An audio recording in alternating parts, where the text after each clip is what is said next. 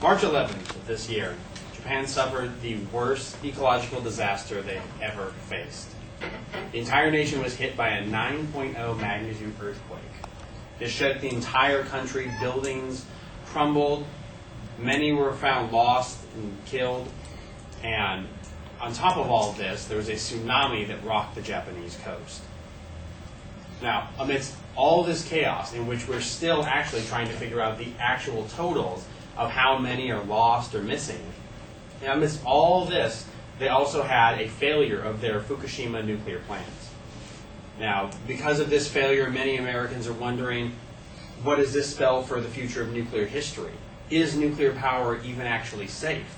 And with the announcement that just this year, the government has actually authorized the building of new nuclear plants, something that hasn't been done for the last 30 years. We wonder, what are the risks inherent in nuclear energy? What are the concerns? What is it that makes them actually safe? So in this speech, I'll inform you about nuclear energy.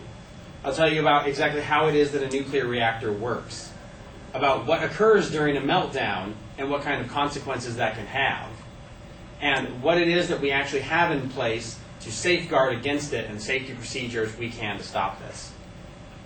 Now, when we think about a nuclear reactor, the way I like to think about it is it's a simple concept that has a complicated process. Essentially, what a nuclear reactor is it's there to provide steam energy. It just does this in an alternate fuel source. So essentially, it's a 20th century steam engine is about what it is. What you have is you have a core that we feed fuel rods into that are made out of uranium. And this uranium has a very long half-life, which is how long it takes for half of that material to decay over normal processes. Now, because of this half-life, a lot of this fuel can actually be used for a very long time. Usually, nuclear energy plants don't need to be refueled more than maybe once every year or two. Now, with these fuel rods, then, what they do is they create a process called nuclear fission. And nuclear fission is something that maybe we're not so familiar with. We're probably more familiar with nuclear fusion. Nuclear fusion is the power that essentially keeps our sun going, in which atoms fuse together, and the energy of that then causes these massive reactions that keep it burning constantly over and over, creating new sources of fuel while it burns it. And that's what keeps our sun going for so long. Nuclear fission is not as efficient a form of energy, but it's the only one that mankind has feasibly been able to create.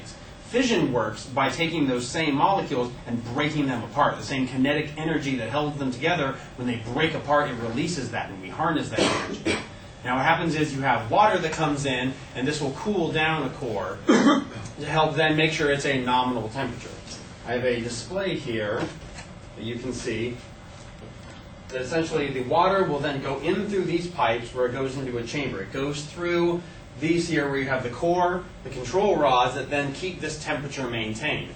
Once this water is heated up, it goes into the steam generator over here, where then you can see the steam generator goes through these steam lines and powers a turbine engine, the same way that a steam engine would in a normal locomotive back in, say, the 1900s.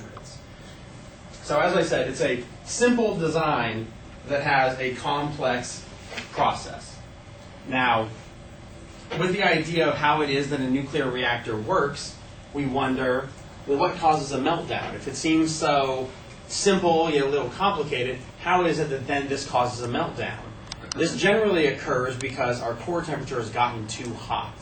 A meltdown is not what you'd see in maybe a glorified Tom Clancy movie where a nuclear plant explodes and nuclear radiation shoots everywhere. There's mutants now all of a sudden. That doesn't happen. Essentially what happens is when a meltdown occurs, the core has gotten too hot.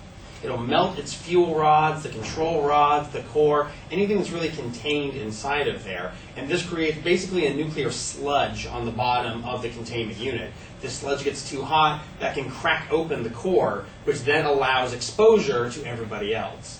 Now, these levels of radiation can indeed be very dangerous. There's been many different series of levels of exposure of nuclear radiation.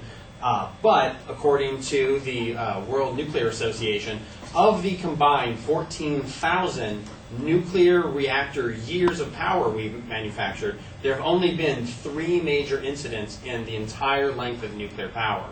Those 3 incidents, of course, would be 3 Mile Island that occurred in America in 1979. This was a series where they had a partial meltdown of their core and nuclear gases were released into the air. But there have been no recorded fatalities or adverse effects to anybody within the surrounding area. In 1986, there was, of course, the worst nuclear disaster that's ever occurred in the world, the meltdown of Chernobyl. Now, Chernobyl is mostly attributed to faulty Soviet design.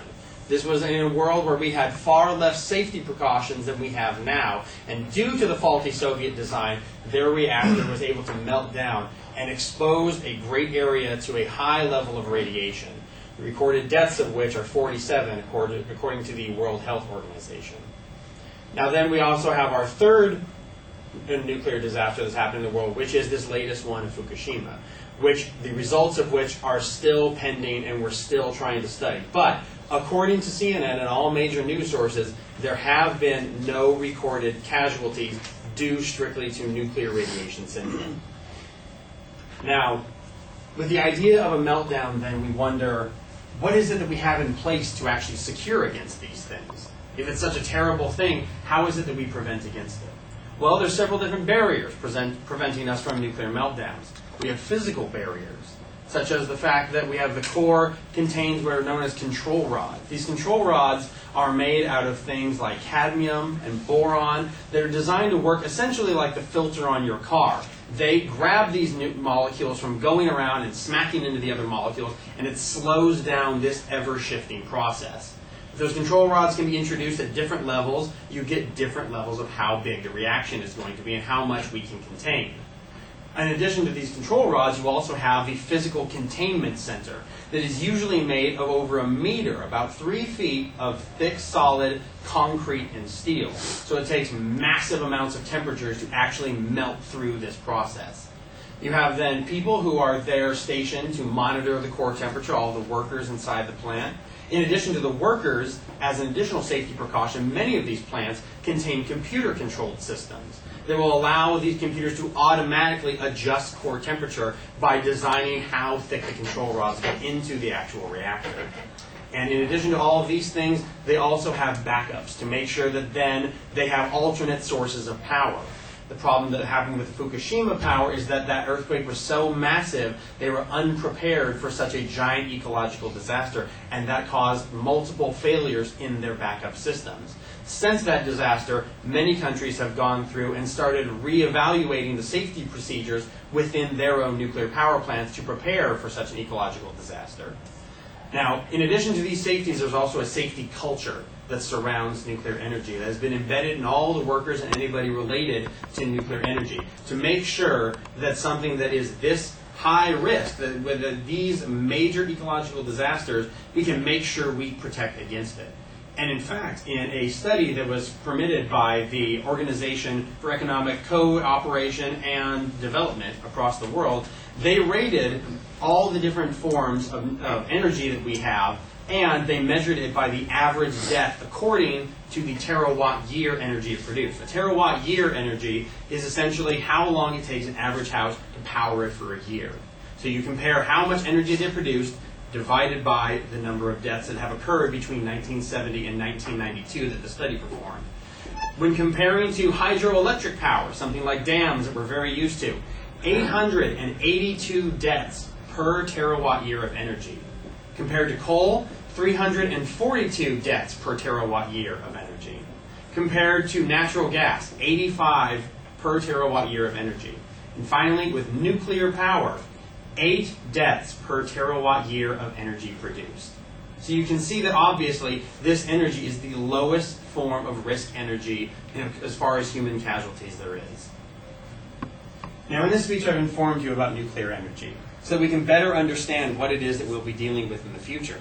I've informed you about how it is that a nuclear reactor works, about that it's a simple design that merely has a complicated process.